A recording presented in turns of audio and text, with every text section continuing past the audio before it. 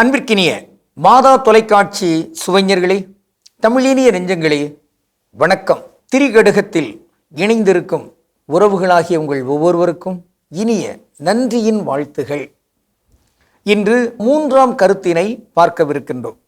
பெறுவதற்கு அரியவர் சீலம் அறிவான் இளங்கிளை சால குடியோம்பல் வல்லான் அரசன் வடுவின்றி மாண்ட குணத்தான் தவசி என்ற இம்மூவர் யாண்டும் பெறற்கரியார். மூன்றாம் கருத்து, வடுவின்றி மாண்ட குணத்தான் தவசி.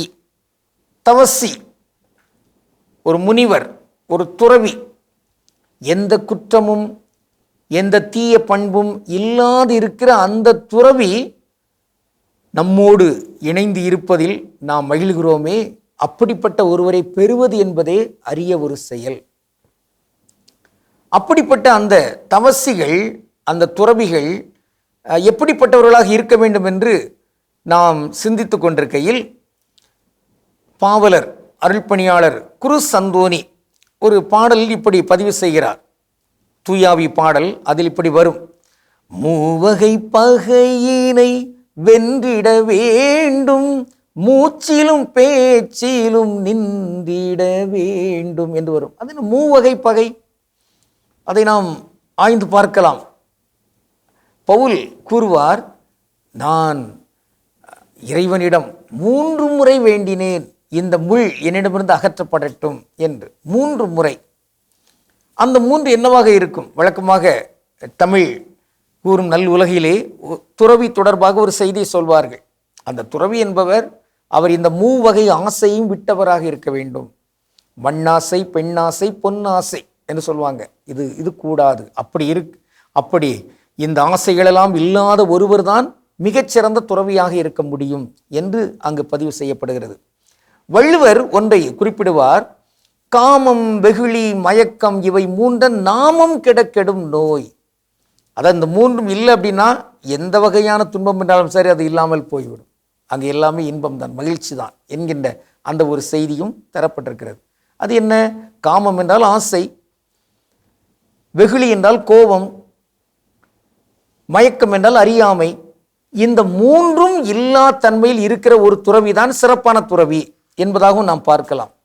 அதோடு நேர்நோக்காக சிந்திக்கையில், அன்பு, அறிவு, ஆராய்ந்த சொல்லுண்மை, தூதுரை பார்க்க இன்றியமையாத 3, இந்த 3ஐயும் கொண்டிருக்கிற ஒருவர், அவர்தான் உண்மையான துறவியாக இருக்கக்கூடும். அதை போன்று மீகா நூலிலே ஒரு செய்தி வருகிறது: ஓ மானிடா, கடவுள் உன்னிடம் வேறு எதை எதிர்பார்க்கிறார்? இந்த 3ம் தான். எந்த 3? நேர்மை, இரக்கம், தாழ்ச்சி. இந்த 3ம் இல்லாத ஒருவர் நல்ல துறவியாக இருக்க முடியாது.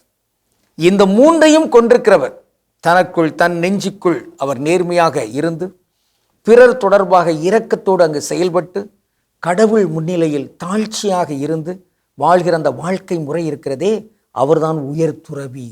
மழித்தலும் நீட்டலும் வேண்டா உலகம் பழித்தது ஒழித்து விடின் என்கிறது குறள் நெறி. இங்கு தாடியை வளர்க்கிறதோ அல்லது சடை முடியை வளர்க்கிறதோ என்பதல்ல, அல்லது மொட்டை அடிக்கிறதோ, முடியை மழித்தலோ, முகத்தை மழித்தலோ என்பதல்ல இங்கு துறவு தன்மையினுடைய அடையாளங்கள். மாறாக தகாதவற்றையெல்லாம் அகற்றி தகுந்தவற்றையெல்லாம் கொண்டு அதன் அடிப்படையில் வாழ்வை மேற்கொள்கிறார்களே, அந்த துறவி. அத்தகையோருடைய உறவை நாம் பெற்றுக்கொள்கிறோம் என்றால் அது அரிது. ஆனால் அதில் நாம் துணிந்து முனைய வேண்டும் என்கிறது இந்த திரிகடுகம். இன்று நாம் பார்க்கின்ற ஒரு தனித்தமிழ் சொல் வடு. அது இந்த 3ஆம் செய்தியிலே வருகிறது. வடு என்றால் என்ன? தழும்பு, அல்லது ஒரு காய்ந்த புண், அல்லது அது ஒரு கேடு. இப்படிப்பட்ட இந்த பொருட்களை தருகின்ற ஒரு சொல் வடு. அதை குறளில் நாம் பார்க்கிறோம்: தீயினார் சுட்டப்புண் உள்ளாரும் மாறாதே நாவினார் சுட்ட வடு. அந்த வடுத்தன்மைகள் இங்கு நீங்க வேண்டும். எனவே இங்கு திரிகடுகம் சுட்டுகின்ற இந்த முறையில் இந்த மூவகையான மக்கள், நல்ல மாந்தராக இருக்கக்கூடிய இளம் நண்பர், நல்ல மக்களையெல்லாம் ஆட்சி செய்கின்ற பேணுகின்ற நல்ல அரசன், அதை போன்று இந்த உயரிய பண்புகளையெல்லாம் கொண்டிருக்கிற அருமையான துறவி. இவர்களோடு நல் உறவை வைத்து கொள்வது என்பது அரிதான ஒரு செயல். அத்தகையோர் இங்கு பெருகட்டும், அத்தகையோராக நாம் வாழ்வோம் என்று உறுதியேற்றுக் கொள்வோம். கடவுளுக்கு திருவிழமானார். மீண்டும் நாளை திரிகடுகத்தில் இணைந்து மகிழ்வோம். நன்றி, வணக்கம்.